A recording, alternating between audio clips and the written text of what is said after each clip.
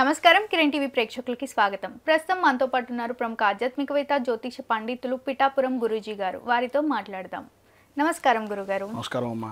గురుగారు, 2026 సంవత్సరంలో ధనుసు రాశి వారికి ఏ విధంగా ఉండబోతుంది, ఎలాంటి జాగ్రత్తలు తీసుకోమంటారు, వాళ్ళు ఏ ప్రొఫెషన్ తీసుకుంటే సెటిల్ అవుతారు తొందరగా? ఈ మధ్య కాలంలో ఏ ప్రొఫెషన్ తీసుకోవాలో తెలియక ఎవ్వరూ సరిగ్గా సెటిల్ అవ్వట్లేదు. వీళ్ళకి 2026 సంవత్సరంలో ఆరోగ్యంగా ఆర్థికంగా ఎలా ఉండబోతుంది, బాగా కలిసి వచ్చే నెలలు వారాలు ఏంటి ఒక్కసారి తెలియజేస్తారా? తప్పకుండా తల్లి. ఈ ధనస్సు రాశి అనేటటువంటిది 9వ రాశిగా చెప్పుకోవచ్చు. అవును.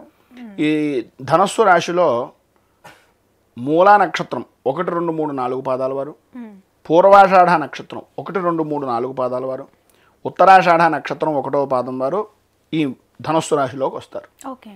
ఈ ధనస్సు రాశిలో ప్రధానంగా మనం చూసుకున్నట్లయితే చతుర్థ స్థానంలో అంటే లగ్నం అంటే రాశి నిమిత్తంగా అర్ధాష్టమ శనికి సంబంధించిన దోషం అనేటటువంటిది గోచార నిమిత్తంగా ఈ ధనస్సు రాశికి ఈ సంవత్సరం కూడా 2026లో కూడా ఉంది. అయితే రాశ్యాధిపతి అయినటువంటి గురుడు ఈ 2025 నుంచి కూడా అతిచారంగా పెడుతున్నాడు.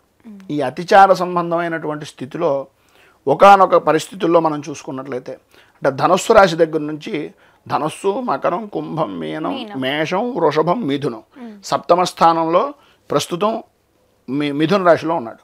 తర్వాత మళ్ళీ గురుడు అష్టమ స్థానంలోకి వస్తాడు. రాశ్యాధిపతి అయినటువంటి గురుడు ఎప్పుడైతే మే నెల దాటిన తర్వాత మే నెలలో అష్టమంలోకి వస్తాడో, మళ్ళీ అతిచారంలోకి పెడతాడో, ఈ సమయంలో ఒడిదుడుకులు అనేటటువంటివి జరిగే అవకాశాలు ఉంటాయి. ప్రధానంగా ధనస్సు రాశి వారికి ఉండేటటువంటి లక్షణాలు చూసుకున్నట్లయితే ఆధ్యాత్మికంగా చాలా ఉన్నతమైనటువంటి స్థితి ఉంటుంది. ఒక పెదరాయుడు లాంటి స్థితి అనమాట. అంటే సినిమాలో చూసుకుంటే పెదరాయుడు ఎలా ఉంటాడో గౌరవంగా, హుందాగా, టీవీగా, ఆ రకమైనటువంటి విధానం ఇష్టపడేటటువంటి తత్వం కూడా ఈ ధనుస్సు రాశి వారికి ఉంటుంది. ఓకే గురుగారు.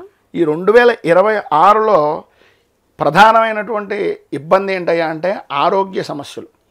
వీరికి ఆరోగ్యం బాగా అంటే 25 దగ్గర నుంచి కూడా ఇంచుమించుగా కొంచెం అలా అలా అలా అలా నెమ్మదిగా భార్యాభర్తల మధ్యన ఇబ్బందికరమైన పరిస్థితులు, ఆరోగ్యం సరిగ్గా లేకపోవడం, కుటుంబపరమైనటువంటి వివాదాలు జరుగుతూ ఉండడం, 1కి 10 సార్లు అవ్వవలసిన పనికి తిరగవలసినటువంటి పరిస్థితులు రావడం, ఏ పని చేద్దాం అనుకుంటున్నా దాని మీద మనస్సు లగ్నం చేయలేకపోవడం, ఆలోచనలు పరిపరి విధాలుగా ఉంటాయి, సరిగ్గా నిద్ర పట్టకపోవడం, ఈ రకమైనటువంటి సమస్యలు ఇప్పుడు పడుతున్నారు. ఇక ముందు కూడా కొంచెం ఇబ్బందికరమైనటువంటి పరిస్థితుల్లో ఉండే అవకాశం శనీశ్వరుని యొక్క ప్రభావం వలన ఉంటుంది. అయితే గురుడు యొక్క సంచారం కొంతవరకు సప్తమ స్థానంలో ఉండడం వలన కొంత అనుకూలమైన పరిస్థితి ఉన్నప్పటికీ అష్టమంలోకి మారిన తర్వాత మాత్రం ఇబ్బందికరమైనటువంటి పరిస్థితులు వచ్చే అవకాశం ఉంటుంది. రక్తహీనత వస్తుంది. అధికారపరమైనటువంటి హోదా కలిగినటువంటి విధానంలో కూడా కొంచెం హెచ్చుతగ్గులు ఏర్పడేటటువంటి అవకాశాలు ఉంటాయి. వృత్తిపరంగా, ఉద్యోగపరంగా ఒడిదుడుకులు ఏర్పడతాయి. పై అధికారులతో మనస్పర్ధలు ఏర్పడతాయి. మాట పట్టింపులు ఏర్పడతాయి. ఎప్పుడో జరిగిపోయినటువంటి తప్పుని మళ్ళీ తవ్వి ఇప్పుడు ప్రస్తుతానికి తీసుకుని వచ్చేటటువంటి విధానంలో ఉంటాయి. ఈ రకమైనటువంటి ఆలోచన విధానం ధనుస్సు రాశి వారికి ఈ రకమైనటువంటి పరిస్థితులు ఉంటాయి అని చెప్పుకోవచ్చు. ప్రధానంగా ఆరోగ్యపరమైనటువంటి విషయంలో వెన్నుకు సంబంధించి కానీ కిడ్నీలకు సంబంధించింది కానీ 1కి 2 సార్లు పరీక్షలు చేయించుకోవడం మంచిది.